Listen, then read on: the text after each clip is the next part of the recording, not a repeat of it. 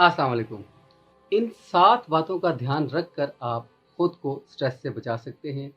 Stress ये ज़हनी तनाव एक ऐसा मसला है जो कि रोज़मर्रा के मामलात से लेकर बड़ी से बड़ी बीमारियों तक आपको ले जा सकता है।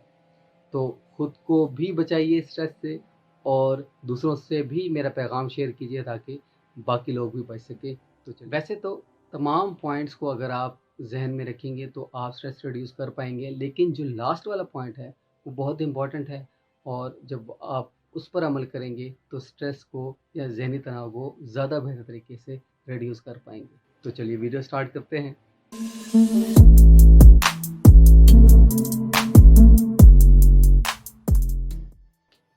मेरा नाम है बुरेर अली हुसैन और मैं एक कोच, ट्रेनर और माइंड साइंसेज एक्सपर्ट हूँ और आज हम बात कर रहे हैं कि आप स्ट्रेस को कैसे कम कर सकते हैं, कैसे ख़त्म कर सकते हैं अपनी लाइफ से और दूसरों की भी इस सिलसिले में कैसे हेल्प कर सकते हैं। यूँ तो मैंने अपने यूट्यूब चैनल पर दूसरी वीडियोस भी बनाई हैं जो स्ट्रेस से रिलेटेड हैं और कुछ प्लेलिस्ट भी मौजूद हैं, लेकिन आज वाली वीडियो में थोड़ा सा मुख्तलिफ अंदाज से, थोड़ा सा डिफरेंट अंदाज से मैं बात कर रहा हूँ।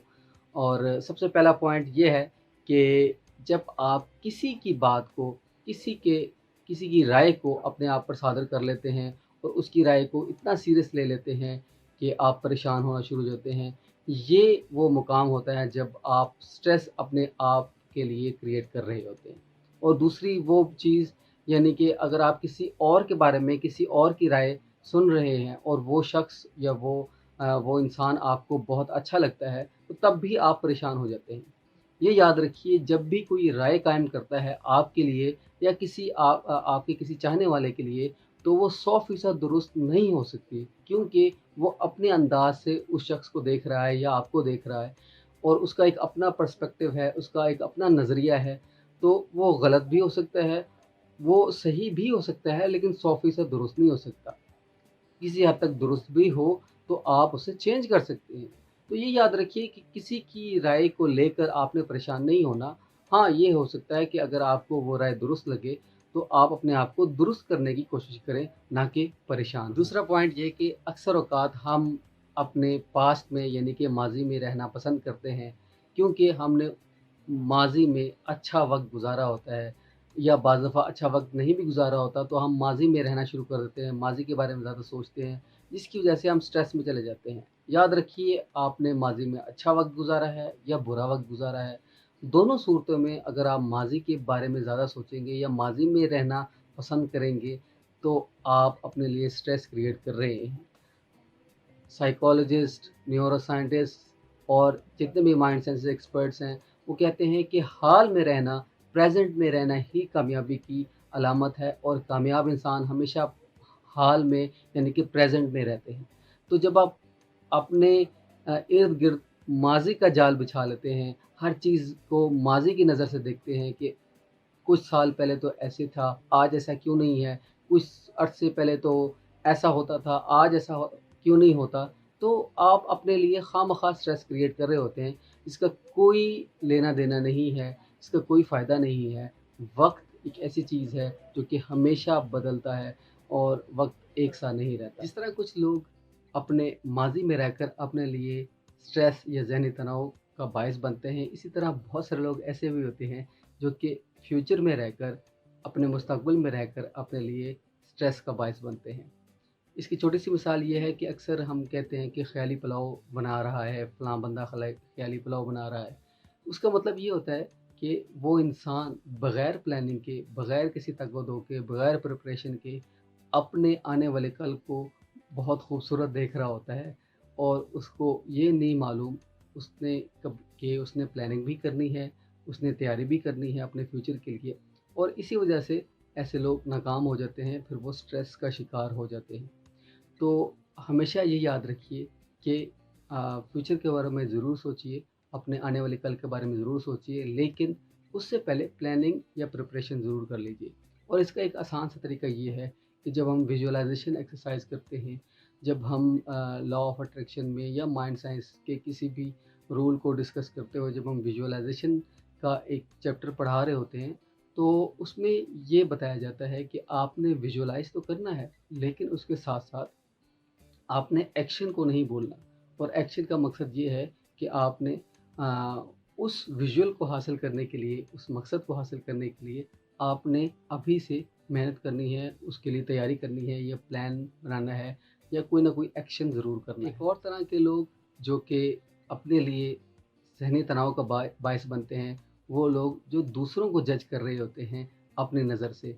मैंने सबसे पहले पॉइंट में ये ज़िक्र किया था कि जब आप किसी की ओपिनियन, किसी की राय से मुतासिर होते हैं, तो वो भी गलत बात है। तो इसी तरह जब कोई जज कर रहा है किसी को, या आप जज कर रहे हैं किसी को, तो ये भी एक तरह से स्ट्रेस का बायस बनता है। और क्योंकि हमें आदत हो जाती है दूसरों को परखने की, बिला वजह परखने की, बिला वजह उनके बारे में एक राय कायम करने की। तो राय कायम करते हुए हम अपने जहन में एक गलत खाका, एक बुरा खाका अपने लिए भी बना रहे होते हैं, और हमारी सोच, हमारी रियलिटी, हमारी थॉट्स और हमारी शख्सियत भी बदल रही होती है जब हम किसी को जज कर रहे होते हैं।